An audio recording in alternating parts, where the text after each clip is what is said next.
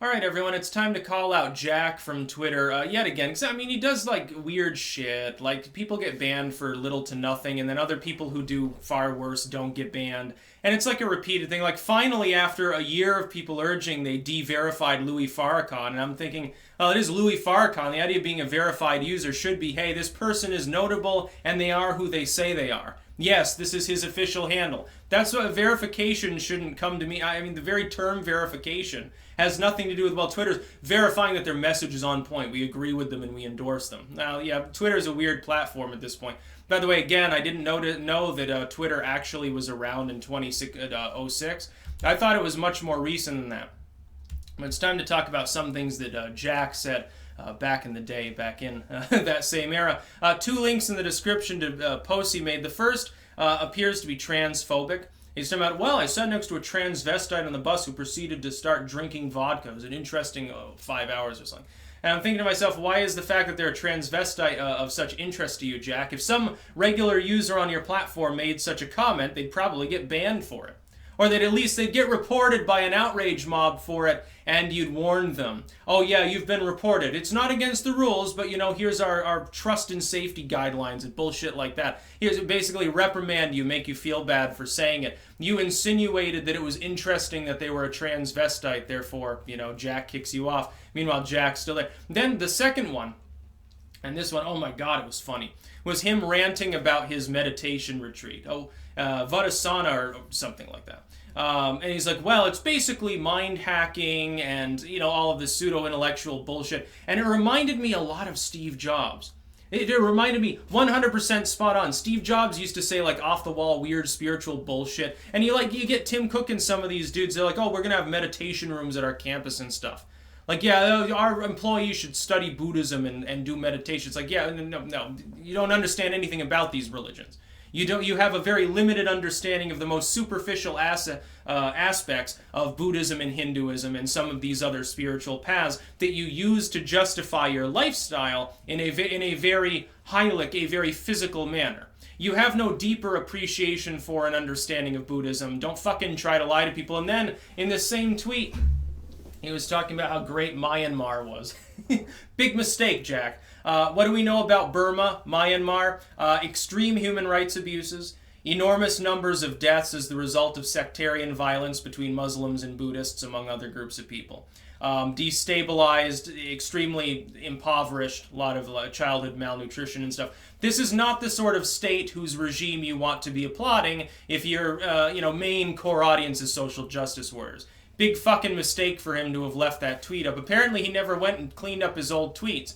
Well, we know that other people are having this problem right now too. There was that one person who was like hosting the Oscars and had made a supposedly homophobic comment like 10 years ago, and now they can't do anything anymore.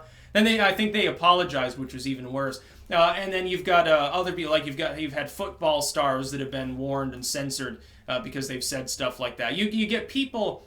They say something that at the time is considered tongue-in-cheek or funny or just mainly edgy, but it's not that far out like 10 years ago. And then 10 years, move past, all of a sudden the paradigm has shifted and there's this outrage mob mentality that was largely absent on the internet before. Before, the main mob was trolls that would specifically try to antagonize people. And even mainline celebrities took part in this. Now all of a sudden it's reversed. Now the outrage mobs are basically, I'm offended, whine, fucking snowflakes, people who they can't grow up, they don't have a sense of humor. I understand some people might be offended by certain types of humor. That's usually the point, dude. The whole point of comedy is to be offensive in many cases. If it's not offensive, it's not as funny. But Jack doesn't understand that. But then he's got these comments. He's like, oh yeah, Myanmar, this main human rights abuser puts North Korea to shame at times with the numbers of like sectarian purges and government corruption and crazy shit that goes on there. I applaud the nation. It was such a wonderful nation, great government, great everything. And then I went here and hacked my mind by walking down this sidewalk for several hours a day. Oh yeah, I didn't even eat dinner. Woo, look at me, I'm such an ascetic. I'm like one step from monkhood. I'm totally enlightened, and this is why you should listen to me. And this is sort of the mentality of the Gen X early crowd. And this is what's I think hampering them now. that pseudo-intellectual bullshit that they started peddling back then is a little bit like the hippies when they started smoking speed and shooting heroin and getting away from marijuana and psychedelics. It's ruining them. Their old version of spirituality was all mushed up to begin with. It was never really authentic. It falls flat now, and the thing is, their socio-political views back when they claimed to be more libertarian are now out of lockstep with the same groups they're whining and dining. And Jack, like, he already had to come out and apologize to the Hindu community for talking about Brahminical, I think it was Brahminical patriarchy he invoked specifically. Is like a joint, I don't know exactly what he was trying to get across. Then he said, oh, I didn't realize that this was going to be a public photo. I thought it was just private. And it's like, well, you shouldn't do anything in private that you wouldn't want publicly exposed, Jack. Obviously.